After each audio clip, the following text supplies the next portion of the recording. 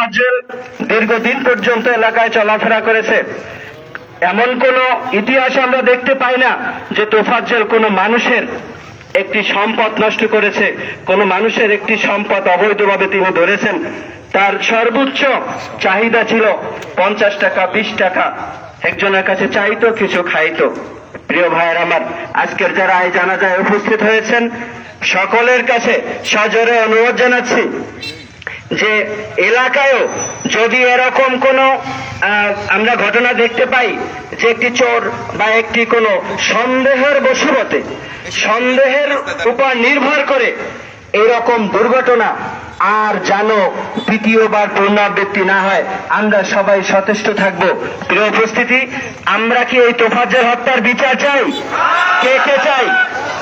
তো আমরা যদি তোফাজ্জল হত্যার বিচার চাই, আমরা যদি বিচার চেয়েই থাকি, তাহলে আমি আপনাদেরকে জোর অনুরোধ জানাবো যে এই জানাজা শেষে আমরা চরদানি বাজারে স্থানে, হোন্ডা স্ট্যান্ডে আমরা একটি মানববন্ধনের আয়োজন করেছি।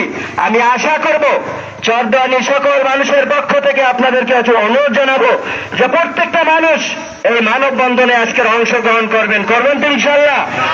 আমরা জানাজা শেষেই দাফন কাজে যারা যাবে তারা ব্যতীত সকল মানুষ আমরা হোন্ডা স্ট্যান্ডে চলে যাব।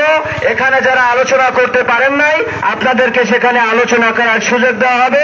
সবাই ভালো থাকবেন, ধন্যবাদ। আসসালামু আলাইকুম রহমতুল্লাহ। সবাই লাইনে যান। আলহামদুলিল্লাহ ওয়া কাফা ওয়া সালামুন আলা ইবাদিহিল্লাযিনা ইসতাফা, আম্মা বাদ। আউযু বিল্লাহি মিনাশ শাইতানির রাজীম। বিসমিল্লাহির রহমানির রহিম। কুল্লু নাফসিন যায়িকাতুল মাউত। মাতারাম, আজকের এই বিশাল জানাজায় যারা একত্রিত হয়েছে, আল্লাহর কাছে দোয়া করি আল্লাহ তাআলা এই জানাজাকে কবুল করেন, বলেন আমিন। কিন্তু ভাগ্যের নির্মম পরিহাস যে আমাদের তোফাজ্জল তার উপর এরকম নির্যাতন হবে, নির্যাতিত হবে। তোফাজ্জল কখনো কখনো মাছের বাজারে যাইতো, বলে একটা মাছ পাইলে নিজের ছোট্ট ভাইয়ের ছেলেদের কাছে নিয়ে যাইতো, বলে এই মাছটা তোমরা খাও। ভাগ্যের নির্মম পরিহাস, বাবা মারা গেল, মাও মারা গেল। কিন্তু আমার কাছে বড় আশ্চর্য লাগতেছে যে তার মা তার বাবার জানাজা আমি পড়াইছিলাম, কিন্তু তোফাজ্জলের জানাজা আমাকে পড়াতে হবে সে কথা বুঝি না। জেনেছিলাম তোফাজ্জল আমার জানাজায় শরীক হবে, কিন্তু যেখানে মানুষ গড়ার কারিগর, আমার বড় ভাইও ঢাকা ইউনিভার্সিটিতে পড়েছিল, অনেক গিয়েছি ঢাকা ইউনিভার্সিটিতে, কিন্তু নিজের কাছে এখন খুব গেছিলাম এইটাই বড় দুর্বিষহ লাগতেছে যে একটা ছেলেকে কিভাবে নির্যাতন করলে পায়ের হস্ত খসে পড়তে পারে,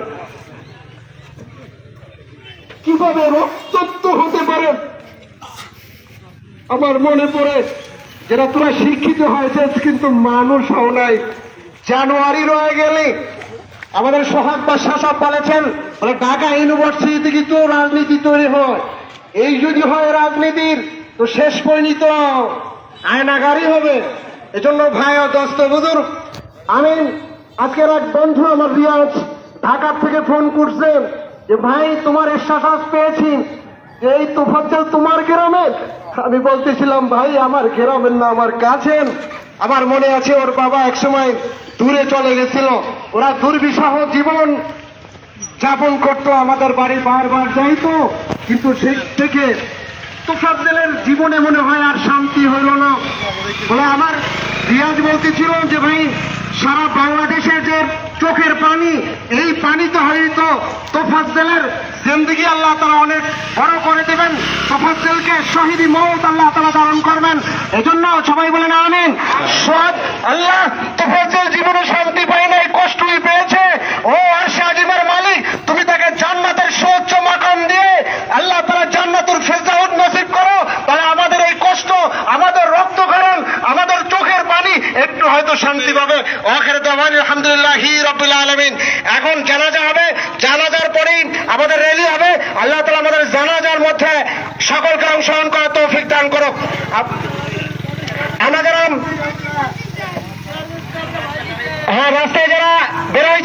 জানাজা হবে, জানাজা হবে।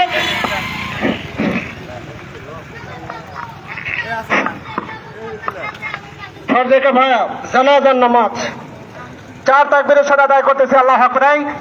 লাইভ ভাই জানাজার পরে হবে ইনশাআল্লাহ।